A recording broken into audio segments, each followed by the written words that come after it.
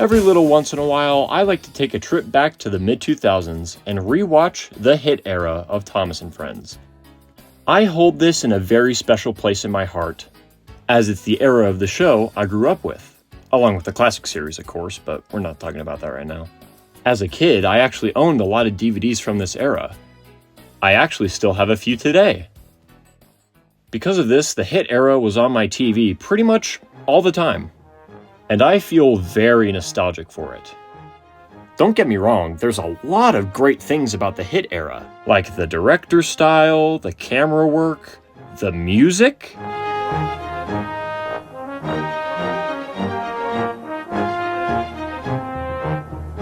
Oh, I can't get enough of that. And even the set design. Well, most of the set design. But there's one thing about the HiT era that turns it into a pile of garbage.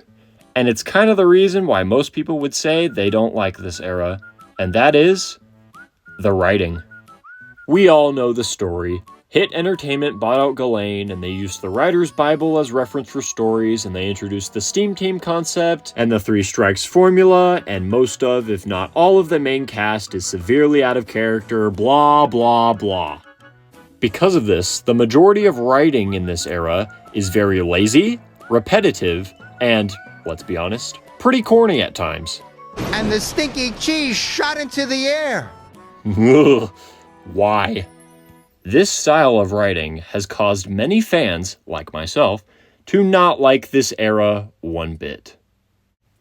However, on my latest rewatch of the HiT era, I found a few episodes that were better than I remember.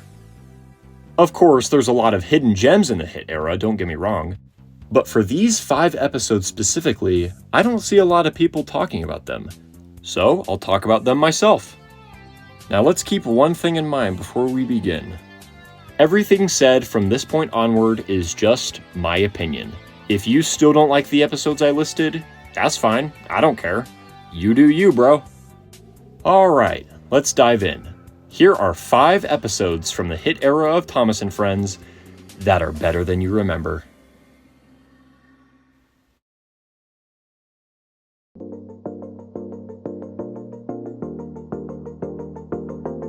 I think we all can collectively agree that the Gordon episodes are the strongest of the HiT era.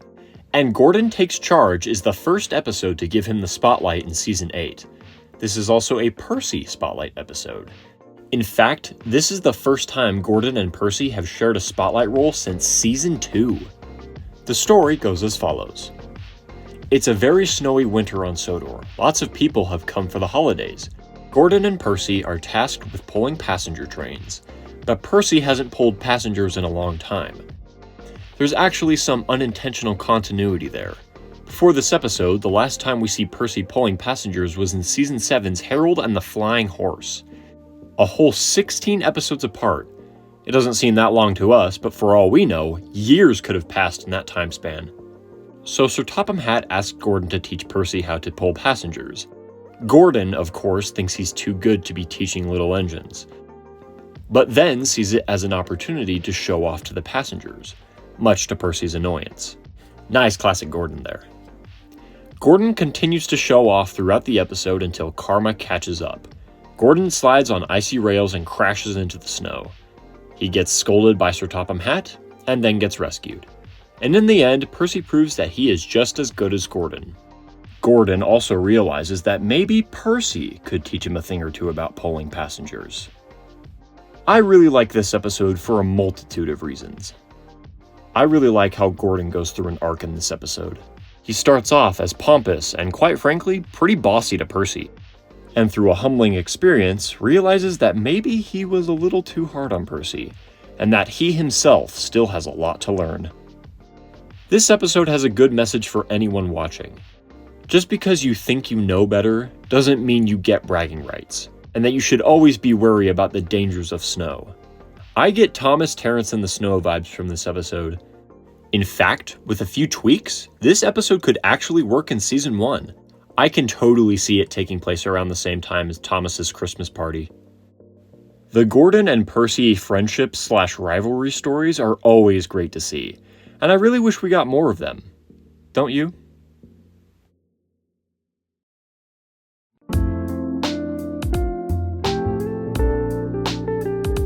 I'm gonna be honest, I remembered this one differently. I think I got Thomas's milkshake muddle confused with Too Hot for Thomas from Season 8, as both episodes revolve around very similar gimmicky jobs, and Thomas kinda learns the same lesson in both. In this episode, there is a summer party for all the children on Sodor. Sir Topham Hatt tasks Emily with taking the children to the party, while Thomas is tasked with delivering milk and butter for ice cream and cakes. Thomas is told to go slow when delivering the milk churns. He does it first, but after being taunted by Emily at a junction, Thomas decides to go fast, causing the milk churns to shake and rattle around. When he arrives at the ice cream factory, the milk is almost turned to butter. Thomas has to go back and get more milk, and after being scolded by Topham and delivering the milk correctly the second time, Thomas actually has a clever idea. He takes the old churns and goes even faster with them to the bakery, so by the time he gets there, the almost butter churns are now butter. And after hearing about Thomas's bright idea, Topham praises Thomas and invites him to be guest of honor at the party. Now, what usually happens in the typical Thomas learns to be patient episode? He screws up, usually 3 times or so, and then goes back to fix his mistake. But in this episode, he only screws up 1 time before realizing he made a mistake. And I think this episode is commendable for that alone, considering that most of his episodes this era are written with the 3 strikes formula. And Thomas using his brain for once is very nice. Most people would say that Emily is out of character in this episode, and I mean, you're not wrong. But remember, this was the era where she was in her bossy brat phase, so it really doesn't bug me that much. And Thomas delivering milk to an ice cream factory is as ridiculous as it sounds. But I don't think it's impossible. I do think a train could deliver ice cream, a train could pull a train of hundreds of balloons, and a train could pull a single tanker full of raspberry syrup or sticky toffee. It's gimmicky and unrealistic, yes, but it's not impossible. Now that I think about it, I think the whole problem of this episode could have been resolved if Thomas had been taking milk tankers instead of milk churns. But you know what? Milk is milk, so whatever. Thomas's milkshake muddle is a good example of getting the job done fast does not equal getting it done well. And you shouldn't listen to what other people think about you or your performance. It might not be the best episode on this list, but hey, I enjoyed it.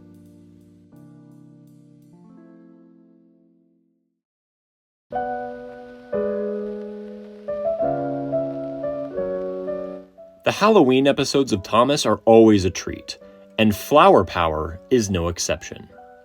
It's Halloween night on Sodor. Thomas is tasked with working with Diesel to deliver flour to the bakery, so they can make English muffins or crumpets or whatever.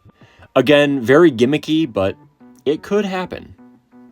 Thomas, of course, doesn't want to work with Diesel, but reluctantly goes through with the job. As soon as Thomas meets Diesel, Diesel starts playing tricks and tries to spook Thomas. On their way to the flour mill, they pass through a haunted forest, an old mine, and stop at a signal. Diesel continues to try to spook Thomas. Thomas grows very fed up and decides to get back at him. When they get to the flour mill, Thomas gets a clever idea. He completely covers himself in flour to make it look like he's a ghost. Thomas's plan works, and Diesel runs away in a fright. Thomas then collects the flour and heads towards the bakery. On his way, he passes through the previous spooky locations. But without Diesel's teasing, it isn't spooky at all. And Thomas sees that he has nothing to be afraid of. Thomas arrives at the bakery and gives Diesel one last spook before Sir Topham Hatt praises him for getting the job done well. I have no doubt that Thomas covering himself in white powder is a callback to Percy's ghostly trick. I love that. I also really like how Diesel isn't being super prejudiced against steam engines, and instead is just a jerk. Clearly following up on the plot of Calling All Engines. He isn't refusing to work with Thomas, no. He's willing to work with the steam engine, he's just having some fun. Nice continuity there. And not to mention the narration for this episode. Michelangelos is good, but his performance is very low energy to me. He rolled up behind Thomas and went, boo! Like, what was that? Boo! Michael Brandon, on the other hand, goes all out for this one. It might be my favorite episode he's ever narrated. Boo! Whoa! It's the haunted forest! And he called out, "Whoa! Thomas!" in a spooky voice. Look out! cried Diesel. The ghost engine is after your funnel! Cinders and ashes, gasped Thomas. Whoa! He said spookily. And this line here is absolute gold. Oh! It's the ghost engine, sir! Diesel told Sir Topham Hatt. And it's come to get me! I love that delivery. This episode displays a good message. Sometimes what you're afraid of is just all in your imagination.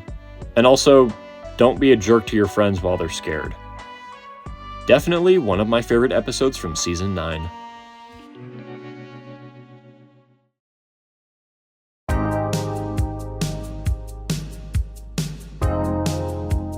I don't think we got enough of the Thomas and Spencer rivalry in the HiT era. It isn't really a big deal until the beginning of the CGI series.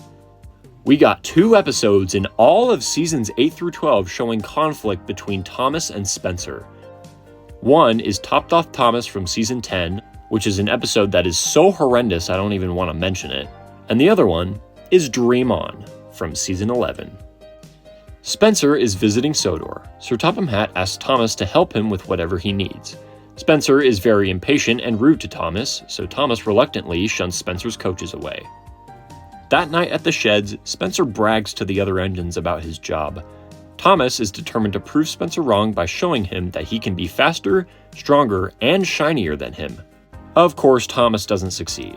He has to go slow when pulling trucks, he gets covered in quarry dust after his polish, and he struggles to pull heavy loads up Gordon's Hill. Feeling disappointed, Thomas decides he doesn't want to be like Spencer, and he goes back to what he's good at, shunting trucks. Sir Topham Hatt then informs Thomas that the Duke of Boxford needs to return to the mainland. Thomas fetches the special coaches for Spencer. As Thomas delivers the Duke's coaches, Spencer is still warming up and can't pull the train, so the Duke asks Thomas to do it. After Thomas takes the Duke to the airport, he is praised for being reliable. This episode is a good example of why we shouldn't pay attention to the hotshots that think they're above everyone. I really like how Thomas realizes he can't be all the things Spencer is, and decides to just stick to what he's good at, showing that we all have our own strengths. Spencer may be fast and strong and shiny, but I don't think he could shunt trucks as well as Thomas, even if he wanted to. And the Duke of Boxford calling Thomas reliable is just so great. It's always nice to see an authority figure other than Sir Topham Hatt praise the engines. And Thomas wearing the Duke's coat of arms on his tanks is just so cool. Some people would argue that this is just like every other Thomas-centric episode and how he's impatient and kind of a moron, but I would have to disagree. After Spencer boasts and badmouths Thomas and his friends, what does Thomas do? He tries his best to prove himself to show that he's more than what he seems. And he does in the end. I don't know about you, but that's pretty classic Thomas to me.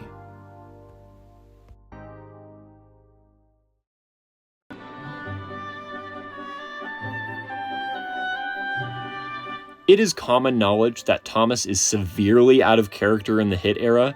In most of his lead roles, he's depicted either as whiny, overly selfish, or an idiot. Thomas is usually only in character in episodes where he's not the main character.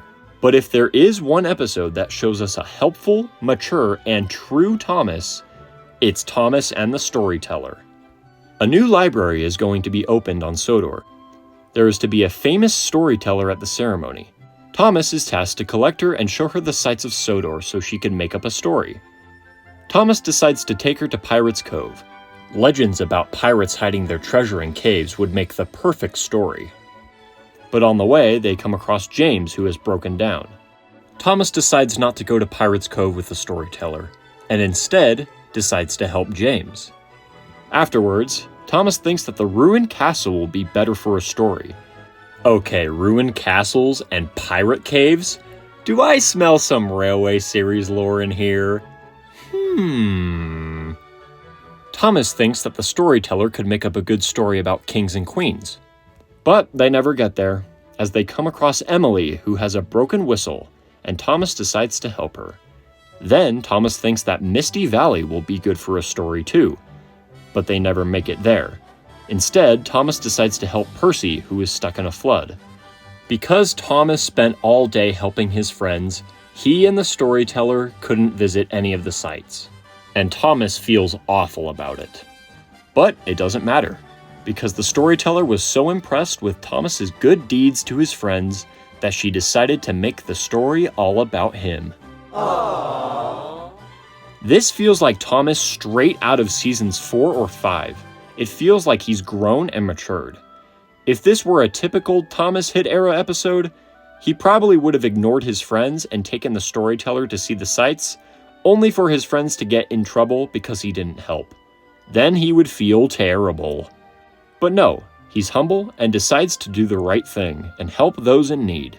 A wonderful example for everyone watching. And before someone says it, yes, this episode is written in the 3 strikes formula. But it's written in a way that differs from the norm. Thomas didn't do anything wrong in this episode. He's just simply helping out. This kind of feels like a finale in a way, especially with the ending scene, where all the engines are present, and coupled with that last line from the narrator, as the famous storyteller told them the story of her wonderful adventures with Thomas and his friends on the magical island of Sodor. I think I would have enjoyed this episode even more if it was a season finale. Overall, a very great episode in my opinion.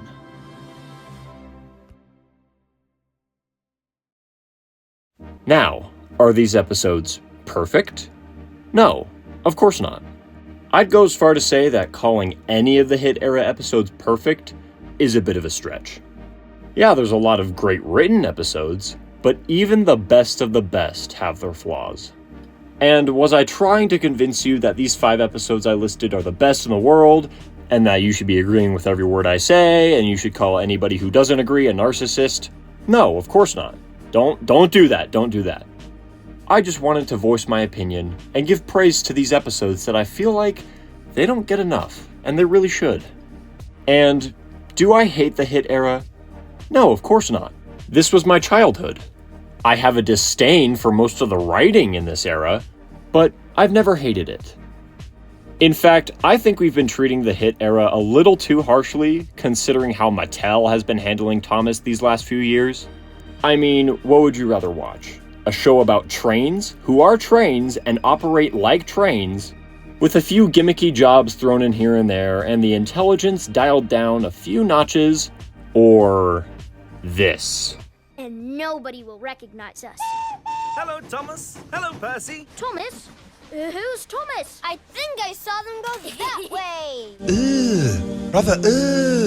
What's that? If there's one thing I've learned from the Hit Era, it's that there's a cycle here. We go from good to great to bad to really bad, back to good to great to bad to really bad. But although it feels very different at times, we still always come back to the same old Thomas.